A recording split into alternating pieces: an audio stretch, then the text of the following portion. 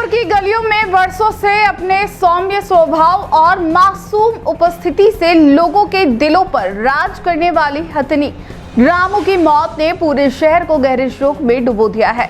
वहीं इस घटना के बाद शहर में जबरदस्त आक्रोश भी देखने को मिला, जब दर्जनों पशु प्रेमी जिला कलेक्ट्रेट के बाहर प्रदर्शन करते नजर आए।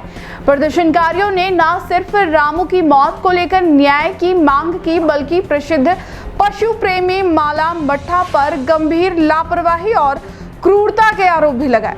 प्रदर्शन का नेतृत्व कर रही पशु अधिकार कार्यकर्ता डिंपल भावसार ने बताया कि रामू की तबीयत कई दिनों से खराब थी। उसे पहले महाकालेश्वर मंदिर परिसर में उपचार हेतु रखा गया, लेकिन वहां आवश्यक चिकित्सा और देखभाल के अभाव में उसकी हालत और बिगड़ गई। बाद में रामू को रेती स्टैंड स्थित आवरी माता मंदिर परिसर में शिफ्ट किया गया, जहां वह पूरी तरह निढाल हो चुकी थी। पशु चिकित्सकों की तमाम कोशिशों के बावजूद उसे बचाया नहीं जा सका।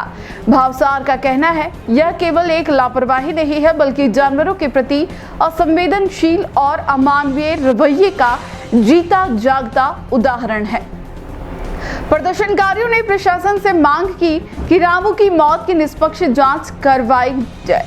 यदि इसमें किसी व्यक्ति की लापरवाही या जानबूझकर की गई क्रूरता सामने आती है तो उस पर कड़ी कार्रवाई की जाए। मामले को लेकर अब तक प्रशासन की ओर से कोई आधिकारिक प्रतिक्रिया सामने नहीं आई है, जिससे पशु प्रेमियों में और भी नाराजगी है। प्रदर्शनकारियों ने चेतावनी दी है कि यदि जल्द कार्रवाई नहीं की गई तो आंदोलन और तेज किया जाएगा।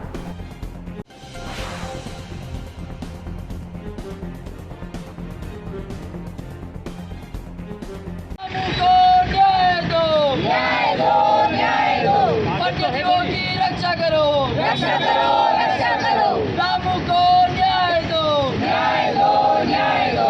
दोषी को सजा दो, सजा दो, सजा दो।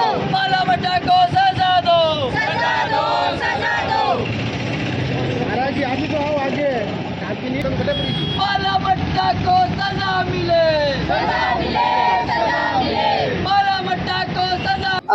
हम लोग आज सारे पशु प्रेमी मिलकर, जो हमारा रामू हाथी था, जो शहर की शान था, और कहीं ना कहीं हमने उसको गलियों में घूमते हुए और देखा है कि वो इतना सुंदर सा वो हर जगह घूमता रहता था, बट आज उसकी मौत हो गई है। उसकी मौत के कारण कुछ लोग हैं, जिसमें सबसे पहले आते हैं कि वन विभाग ने जब 2024 में उसके पास लेटर आया था कि रामू हाथी सही दशा में नहीं है, जो भी नहीं है, तो एक्शन नहीं लिया गया।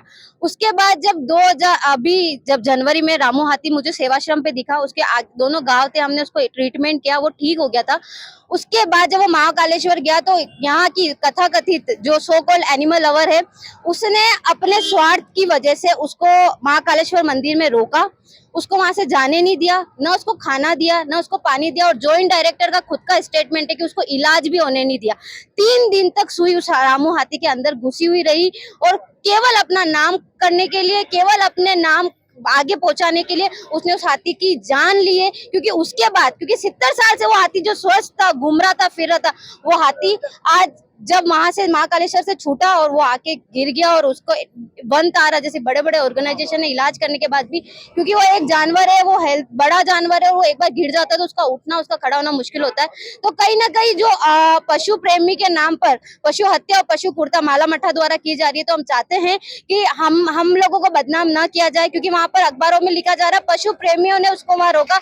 हम में से किसी पशु प्रेमी ने वहां नहीं रोका। हमने और उसके इलाज के लिए, हमारे जितने भी पशु प्रेमी हर वक्त इलाज के लिए तैयार थे, लेकिन कुछ ऐसे पशु प्रेमी जो केवल नाम कमाना चाहते हैं इन जानवरों के बदले, तो उन्होंने उसकी जान ली है। इससे पहले भी सोनकली नाम की एक हथनी थी जो कोरोना में फंस गई थी, उसका भी फंड रेज इन्होंने किया। फंड रेज करके उसको मथुरा भेजने के लिए फंड रेज किया, लेकिन ना उसको मथुरा भेजा, और जहां उसका खुद का स्टेटमेंट था कि हाथी का खड़ा रहने की वजह से सोनकली की मृत्यु हुई है, और वही उन्होंने रामू के साथ किया।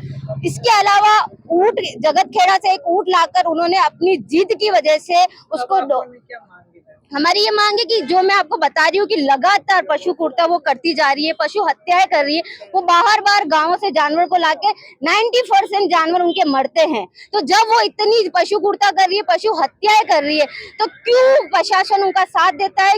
क्यों प्रशासन उनके खिलाफ एक्शन नहीं ले रहा है। हम चाहते हैं कि प्रशासन उनके खिलाफ एक्शन ले और ऐसे एनजीओ को, एनिमल प्रोटेक्शन सोसाइटी की माला मट्टा को ब्लैक लिस्टेड किया जाए और साथ में उनके पास जो स्टेट बोर्ड का मेंबरशिप है वो लिया जाए, क्योंकि अगर कोई पशु पुरता पशु हत्या कर रहा है तो उसके पास कोई भी मेंबरशिप होना हमें लगता है कि वैध नहीं है। बाबूजी, जो दूसरा हाथी है उसको रोका ना जाए और उसको घूमने फिरने के लिए चलाने से उसके खून संचालक रहता है, और यदि एक जगह खड़ा कर दिया जाए तो हाथी का पैर ठंडा हो जाता है और समस्या भी बढ़ जाती है।